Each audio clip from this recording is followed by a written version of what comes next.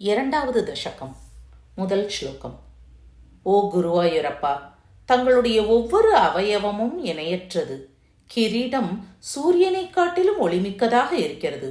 மேல் நோக்கி போடப்பட்டிருக்கும் திலகத்தால் நெற்றி பாகம் பிரகாசமுள்ளதாக இருக்கிறது. கண்களில் கருணை ததும்பி நிற்கிறது. புன்சிரிப்புடன் கூடியதாக அமைந்துள்ளது. அழகிய மூக்கு பாகம் மீனை போன்று பிரகாசிக்க குண்டலங்கள் கன்னங்களில் ஒளி வீசிக் கொண்டிருக்கின்றன. கழுத்தில் கௌஸ்துபமணி அலங்கரித்து வருகிறது. மேலும் தங்கள் ரூபம் வனமாலை, முத்துமாலை, ஸ்ரீவத்சம் இவற்றால் பிரகாசிக்கிறது. அத்தகைய தங்களுடைய ரூபத்தை பஜிக்கிறேன். இரண்டாவது ஸ்லோகம். ஓ குருவாயூரப்பா, தங்கள் ரூபம் வர்ணிக்க இயலாதது. தங்கள் கைகளில் தோள்வளைகள், அங்கதம், கங்கணம், சிறந்த ரத்தினங்கள் இழைத்த மோதிரம் முதலிய ஆபரணங்களும் சங்கம், சக்கரம், கதை, தாமரை ஆகியவற்றோடு பிரகாசிக்கின்றன. இடுப்பில் தங்க அரைஞானோடு கூடிய பீதாம்பரம் பிரகாசிக்கிறது. திருவடிகளோ சுச்சமான தாமரையை ஒத்திருக்கின்றன. இத்தகைய தங்கள் மேனியை காணும் பக்தர்களின் சகல பீடைகளும் சூரியனை கண்ட பனி போல விலகி விடுகின்றன. இத்தகைய பெருமை மிக்க தங்கள் ரூபத்தை சரணம் அடைகிறேன். மூன்றாவது ஸ்லோகம். ஓ விபுவான குருவாயூரப்பா, தங்கள் திவ்ய ரூபம் யாருக்குத்தான் சந்தோஷத்தை உண்டு பண்ணாது? உலகத்திலும் அந்தந்த வகையில் சில சிறந்த பொருட்கள் இருக்கின்றன. அந்த யாவற்றிலும் தங்கள் ரூபம் சிறந்து விளங்குகிறது. பல வஸ்துக்கள் யாவராலும் பூஜிக்கத்தக்கதாக விளங்குகின்றன. அவற்றை விட தங்கள் ரூபம் பூஜிக்கத்தக்கது. உலகில் காந்திக்கு இருப்பிடமான பல வஸ்துக்கள் இருக்கிறது. தங்கள் ரூபம் அவற்றினும் காந்தி மிக்கதாக இருக்கிறது. இனிமை வாய்ந்த பல பொருட்கள் இருக்கின்றன. அவற்றை விட தங்கள் ரூபம் இனிமையானதாக இருக்கிறது. உலகில் அழகுமிக்க பொருட்கள் பல இருக்கின்றன. தங்கள் ரூபமோ அவை எல்லாவற்றையும் விட அழகு வாய்ந்ததாக இருக்கிறது. இதுபோல உலகில் ஆச்சரியத்தை விளைவிக்கக்கூடிய பல பொருட்கள் இருக்கின்றன. தங்கள் ரூபம் அவற்றையெல்லாம் விட மிக ஆச்சரியம் வாய்ந்ததாக இருக்கின்றது. நான்காவது ஸ்லோகம். ஓ குருவாயூரப்பா, மகாலட்சுமி சகல சம்பத்துக்களுக்கும் இருப்பிடமானவள். அத்தகைய ஸ்ரீதேவி தங்களுடைய மனோகரமான சரீரத்தை அடைந்து பரமானந்தம் பெற்று அங்கேயே தங்கிவிட்டாள்.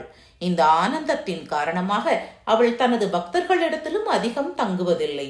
தங்களிடத்தில் உள்ள நிலையான பிரேமையின் காரணமாக இவளுக்கு நிலை பெறாதவள் என்ற அவச்சொல்லும் ஏற்படலாயிற்று. லக்ஷ்மி தனது பர்த்தாவினிடம் அதிக பற்று வைத்திருக்கிறாள் என்பதுதான் இதன் கருத்து. ஐந்தாவது ஸ்லோகம்.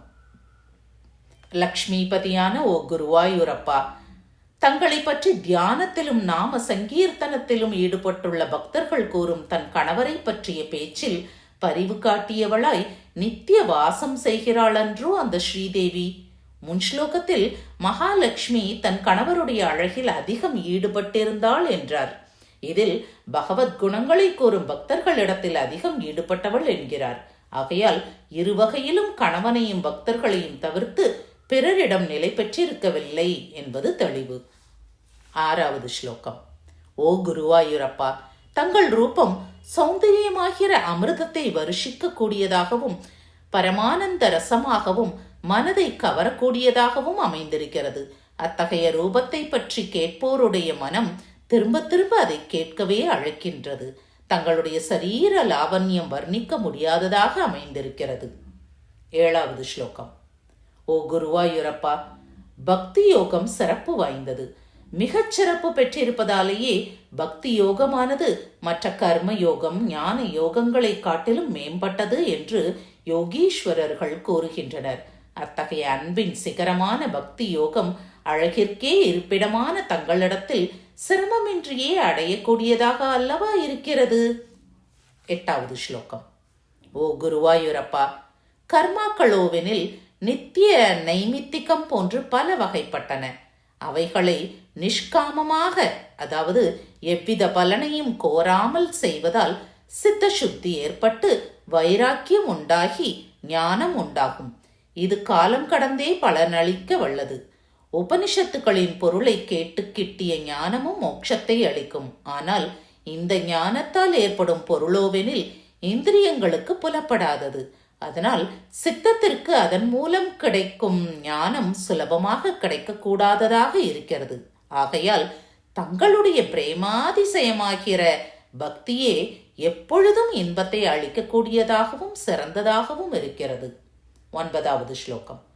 ஓ குருவாயூரப்பா, ஜனங்கள் மிக சிரமப்பட்டு செய்யக்கூடியதுகளான கர்மாக்களை அனுஷ்டித்து அத்தகைய கர்மானுஷ்டானங்களின் மூலம் மனதில் உள்ள மாசு நீங்கியவர்களாய் அத்துடன் வைராக்கியமும் பெற்றிருந்தால் ஞான மார்க்கத்திலும் வைராக்கியம் இல்லையேல் பக்தி மார்க்கத்திலும் தகுதி பெறுகிறார்கள்.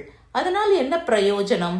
மற்றவர்களோவெனில் மன மாறுபாடு இன்றியே வேதாந்த விசாரத்தில் மிகவும் சிரமப்பட்டு பிரம்மம் என்று பெயர் பெற்ற தங்கள் மேனியை தியானித்து பல ஜென்மாக்களில் சித்தி பெறுகிறார்கள். பிரம்மஸ்வரூபமான தங்களை வந்து அடைகிறார்கள் என்பது இதன் கருத்து. 10வது ஸ்லோகம். ஓ குருவாயூரப்பா, தங்களுடைய பக்தி தங்களுடைய கதாமிருத பெருக்கில் தோய்ந்து இருக்கிறது. ஆதலால் அது தானே மோட்ச சாம்ராஜ்ய சித்தியை அளிக்கக்கூடியது. மேலும் அப்பக்தி சிரமமின்றி ஏற்பட்டு உடனே சர்வ சித்தியையும் அளிக்கக்கூடியதாயும் விளங்கி வருகிறது. தங்கள் சரணங்களில் ஏற்பட்ட அன்பினால் தோய்ந்து இருக்கும் அத்தகைய பக்தி எனக்கு சீக்கிரம் உண்டாகட்டும். ஸ்ரீஹரயே நமக. சர்வத்திர கோவிந்த நாம சங்கீர்த்தனம். கோவிந்த கோவிந்தா.